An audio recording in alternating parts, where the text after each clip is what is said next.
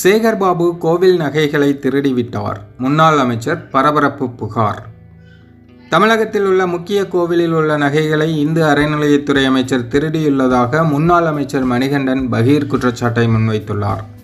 சாத்தூர் அருகே துலுக்கன்குறிச்சியில் அதிமுக சார்பில் எம்ஜிஆர் பிறந்தநாள் விழா பொதுக்கூட்டம் நடைபெற்றது. இக்கூட்டத்தில் பங்கேற்று பேசிய முன்னாள் அமைச்சர் மணிகண்டன், 200 தொகுதியில் வெற்றி பெறுவோம் என கூறும் திமுக 20 தொகுதிகளில் கூட வெற்றி பெற முடியாது.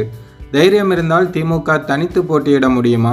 2016 சட்டமன்ற தேர்தலில் 234 தொகுதிகளில் இரட்டை இலை சின்னத்தில் போட்டியிட்டு 134 தொகுதிகளில் வெற்றி பெற்று ஆட்சியை பிடித்த வரலாற்றை உங்களால் செய்ய முடியுமா? முதல்வர் ஸ்டாலின் இருமாப்போடு பேசி வருகிறார்.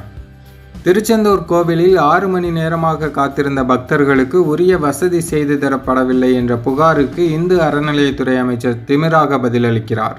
சேகர்பாபு பழனி, திருச்செந்தூர், மதுரை மீனாட்சி அம்மன் கோவில், ஸ்ரீரங்கம் கோவில்களில் உள்ள தங்கத்தை உருக்கி வங்கியில் வைத்ததாக சொல்லி தங்கத்தை கொள்ளையடித்துள்ளார். தைரியம் இருந்தால் கோவில்களில் உள்ள தங்கம் உள்ளிட்ட விவரங்கள் குறித்து தெளிவான அறிக்கை வெளியிட முடியுமா?